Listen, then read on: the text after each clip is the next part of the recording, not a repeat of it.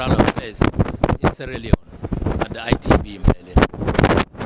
So, Minister, what are some of the priorities you have as the new Minister of Tourism for the development of tourism in Sierra Leone? Thank you very much. Let me express my appreciation to AfricaNewsAnalysis for giving us the opportunity to speak about tourism in Sierra Leone. As you may know, I'm new in this seat. I've just been about 7 months here, and I am poised to continue, the country's focus of bringing tourism, to the fore in its development agenda. And we have continued along that trajectory, ensuring that we ramp up our activity. And you can see here that we're participating, in the ITB, just as we have a couple of years ago. And in terms of our priorities, definitely is to take advantage of the trade shows that we have internationally, so that we could promote Sierra Leone as a destination, an alternative destination. And what we're doing is continuing on this aggressive and robust campaign of promoting Sierra Leone. And the reason is, Sierra Leone has everything, that you desire when it comes to tourism. In terms of our landscape, we've got a beautiful landscape. We've got very rich history. We've got wildlife. We've got a mixture of everything. So it's a really conducive country, to have adventure tourism, heritage, roots tourism. It's something that you can experience there. And if you just want to have some good time on our lovely beaches and to enjoy our mountains, you into hiking and stuff like that, Sierra Leone is the place to go to. Yeah, you mentioned in one of your speeches, you mentioned the ministry's policy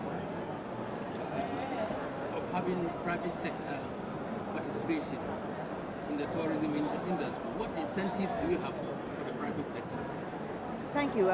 We want a private sector driven industry, because what we've done doing a scan of what's happening in Sierra Leone and almost everywhere, private sector does, drive development.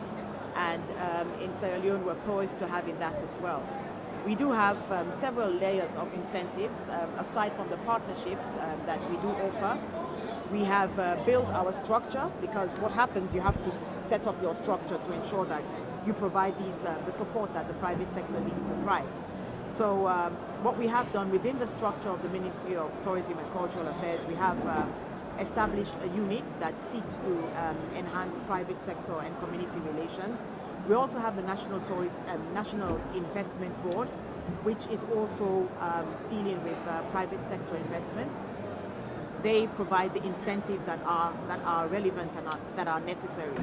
The reason why we cannot give you specific incentives at this point in time is because the nature of the investment is quite different.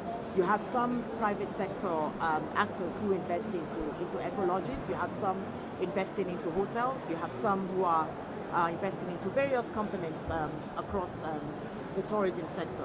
And that would also require us having a lot of partnerships with other ministries, departments, and agencies.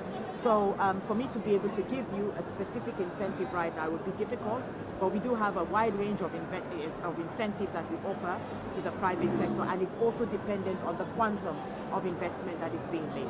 So regardless of what's happening within the country, outside Sierra Leone as well, we have incentives that are really attractive, and they would be hard to just overlook as well.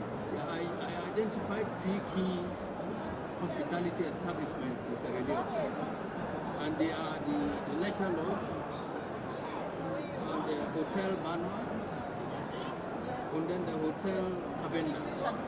How important are these centers in the promotion of tourism in Sierra Leone?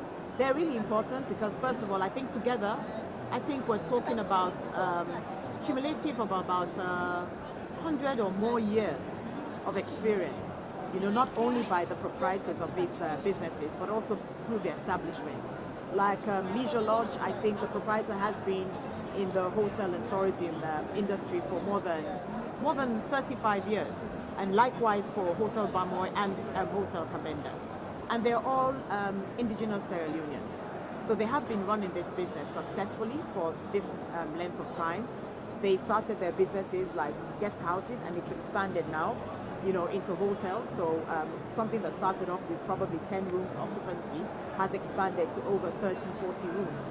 And besides that, they do offer a lot of hospitality training, especially the Hotel Kabenda and Hotel Bamoy.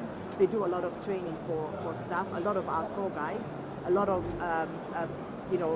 our workers within the hospitality industry have gone through, and they've acquired a lot of knowledge and experience, from these hotels. So these are establishments that have stood the test of time.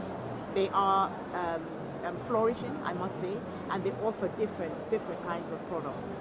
Hotel Bamoy is located just along the beach. Leisure Lodge as well is just a couple of kilometers away from the beach. And Hotel Kabenda is located on the hills, where you have a lovely view of some parts of Freetown.